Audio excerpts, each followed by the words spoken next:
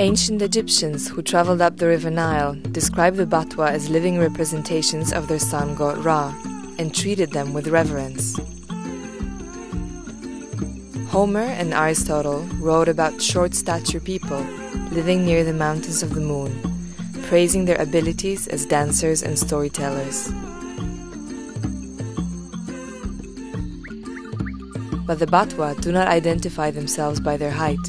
They are Batwa because they come from the forest and call it their home. This link to the forest is embedded in their entire spiritual, cultural, and social world.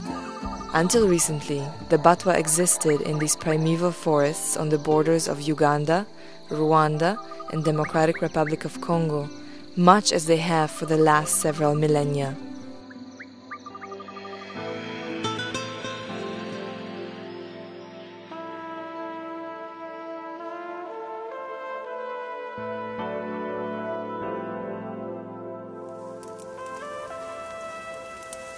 As a result of the gazettement, the Batwa were evicted from the forest and began to live as squatters on other people's farmlands adjacent to the park.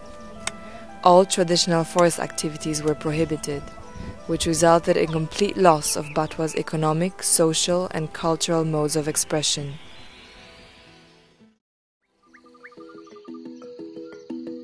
The Batwa Trail project was initiated by the forest people in 2006 with the support from the International Gorilla Conservation Program and its partners to remedy the situation and give new hope to the Batwa community.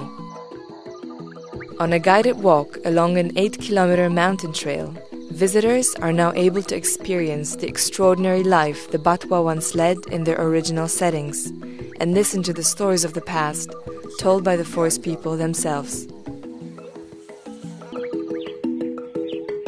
The Batwa used to live in small communities, structured around family relations and ruled by chiefs and kings.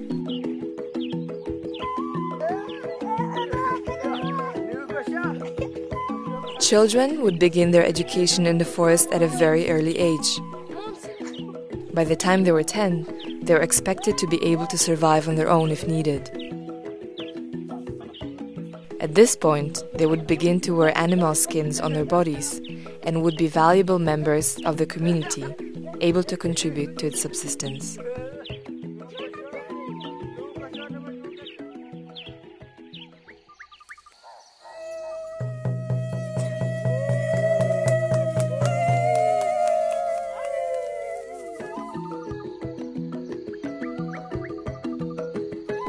When still living in the forest, the Batwa survived by hunting small and large game using poison-tipped arrows, spears, or traps. They also gathered various plants and fruit that the forest naturally supplied. While it was left to women to locate fruits and vegetables from the forest, the role of men was predominantly hunting and gathering.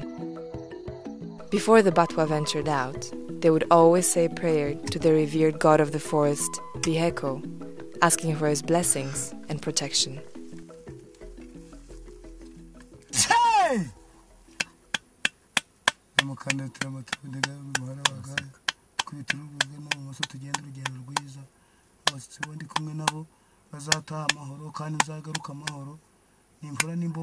The Batwa considered particular places such as rocks, caves, or gorges to be important for worship.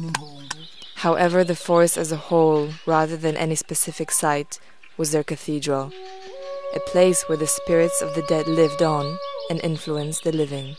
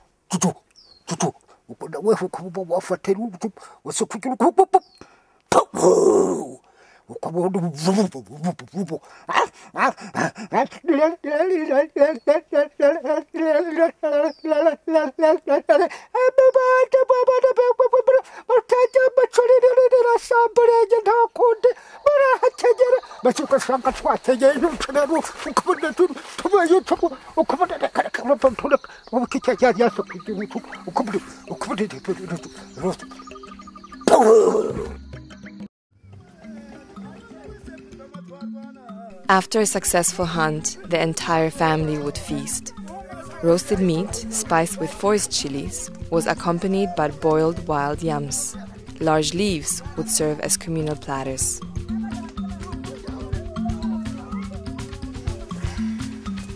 But before the Batwa ate, food and thanks were offered to the god Biheko in a small shrine.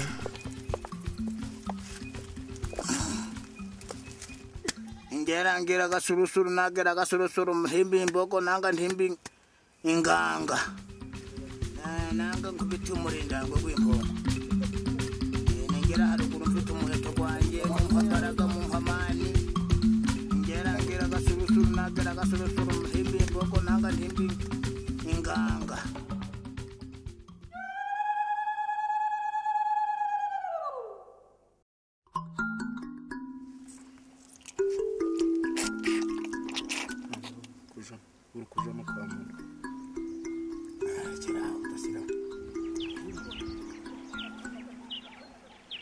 One of the most precious items the forest provides is honey. It requires remarkable skills to find honey in the forest. Batwa would often listen to the noise of the bees, watch out for their movement, and then follow them back to their nest. The man would also trace pollen droppings left by the bees on leaves and look out for birds who feed on the insects. Valued for its nutritious property, honey is vital to the Batwa sense of being strong and healthy people.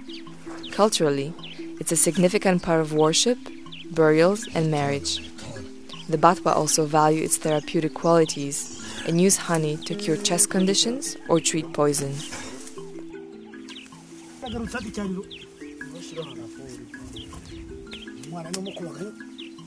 Stingless bees build nests underground. All it would take was a spear and a little patience to scoop the honeycomb out.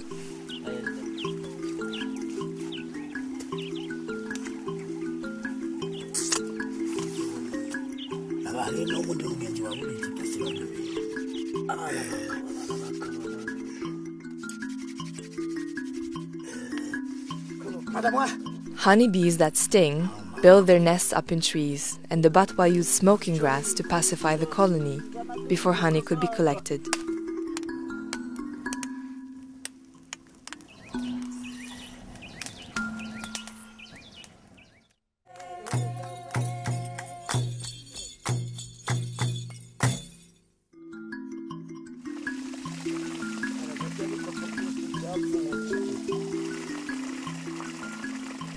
Water is a precious and at times scarce resource in the forest. Lack of water would make the Batwa travel long distances, often shifting entire communities in search for fresh water sources.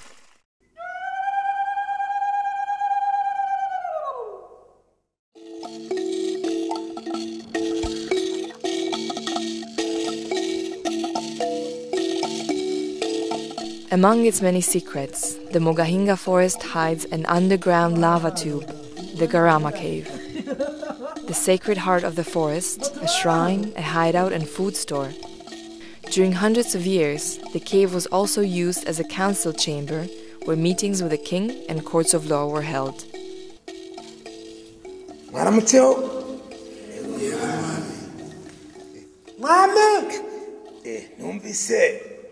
Fanyureva bana inzara ubungubu turi nabi inzara iri ku yateye abana ukwiriye kubiza mwaramutseho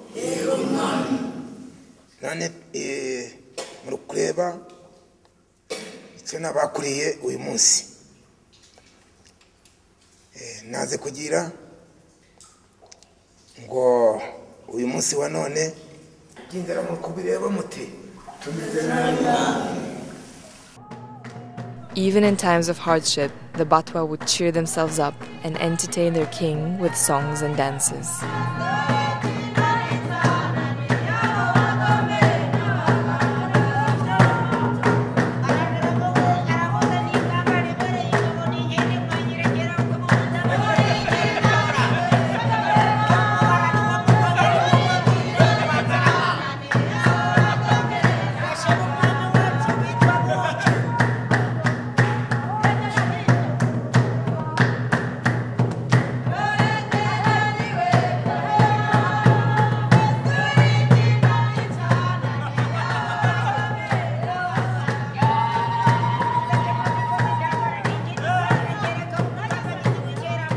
Their settlements were never permanent, and the Batwa would repeatedly shift to other places in the forest when the food in the area became scarce or when death occurred in the community.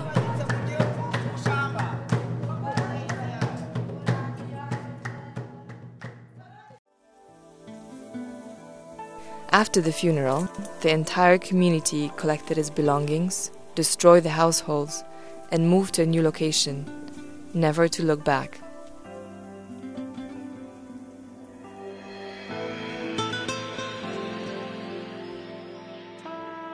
Today, the Batwa have to build their makeshift homes on foreign farmlands and raise their children away from the mountain slopes.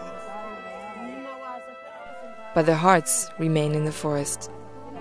The forest is the womb from which they were born and the only place where they truly belong.